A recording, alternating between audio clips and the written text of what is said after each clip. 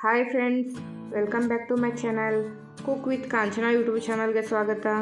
ಯಾರಾದರೂ ನನ್ನ ಚಾನಲನ್ನು ಇನ್ನೂ ಸಬ್ಸ್ಕ್ರೈಬ್ ಮಾಡಿಲ್ಲ ಅಂದರೆ ಪ್ಲೀಸ್ ಹೋಗಿ ಸಬ್ಸ್ಕ್ರೈಬ್ ಮಾಡ್ಕೊಳ್ಳಿ ಮತ್ತು ನಿಮ್ಮ ಫ್ಯಾಮಿಲಿ ಫ್ರೆಂಡ್ಸು ಕೂಡ ನನ್ನ ಲಿಂಕನ್ನು ಶೇರ್ ಮಾಡಿ.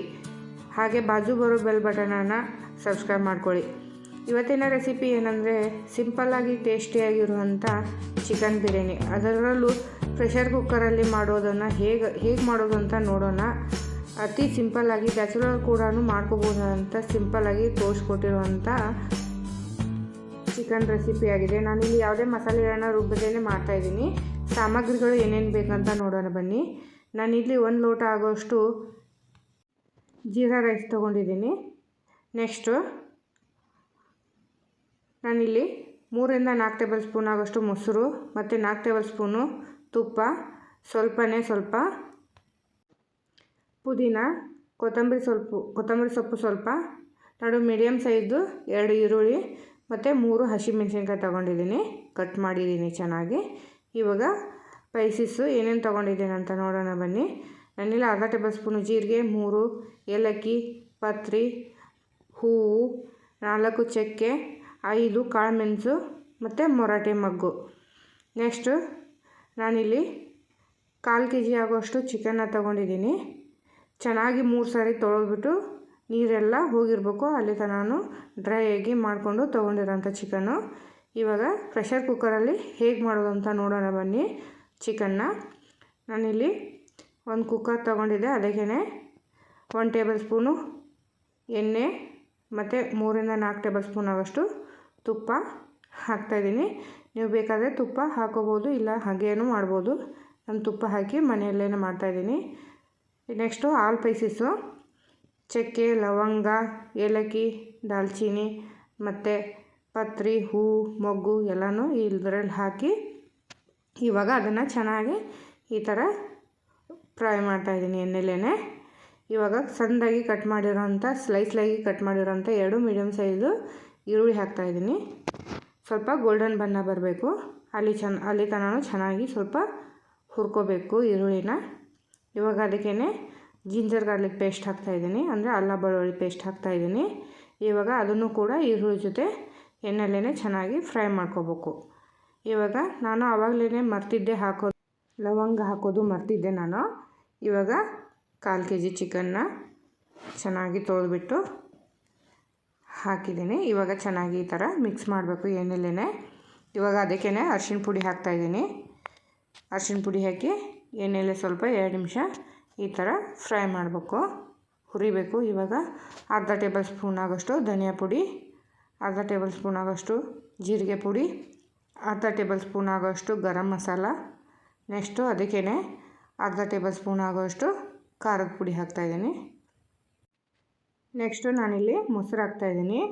3ರಿಂದ 4 ಟೇಬಲ್ ಸ್ಪೂನ್ ಆಗೋಷ್ಟು ಮೊಸರು ತೊಗೊಂಡಿದ್ದೆ, ಅದನ್ನು ಈ ಚಿಕನ್ಗೆ ಹಾಕ್ತಾಯಿದ್ದೀನಿ. ಹಾಕಿ ಈ ಥರ ಎಲ್ಲನೂ ಮೊದಲು ಗ್ಯಾಸು ಲೋ ಫ್ಲೇಮಲ್ಲಿ ಇರಬೇಕು, ಜಾಸ್ತಿ ಉರಿಯಲ್ಲಿ ಇಡಬೇಡಿ.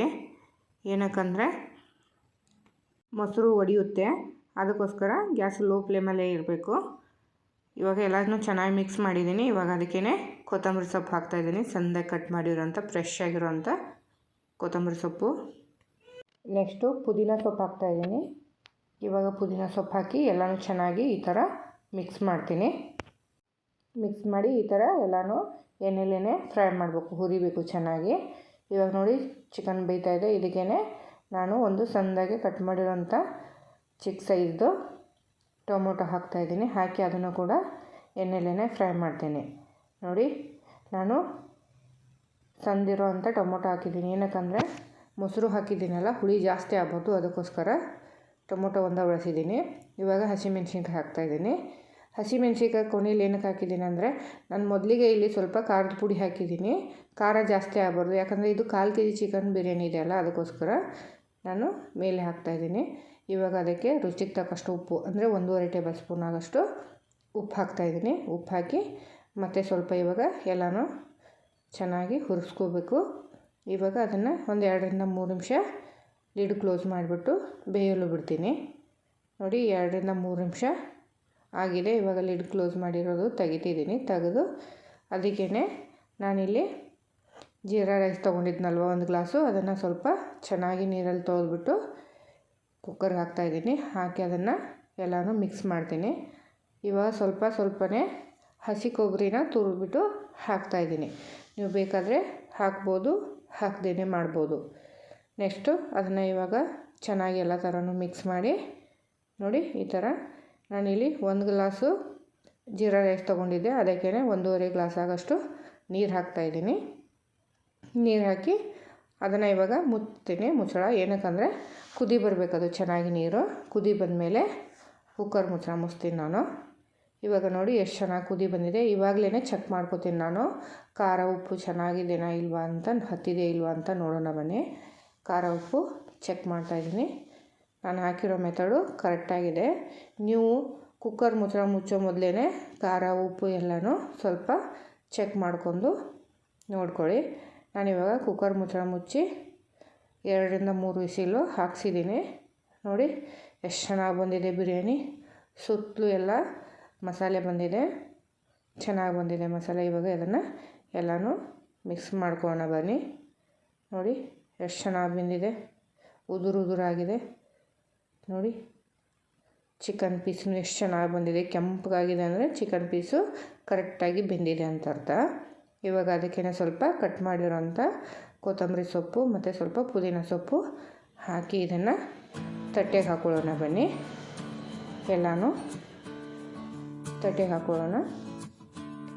ಟೇಸ್ಟ್ ಹೇಗಿದೆ ಅಂತ ನೋಡೋಣ. ಹಾಗೆಯೇ ಎಲ್ಲನೂ ಈ ಥರ ತಟ್ಟೆಗೆ ಹಾಕೋತಾ ಇದ್ದೀನಿ.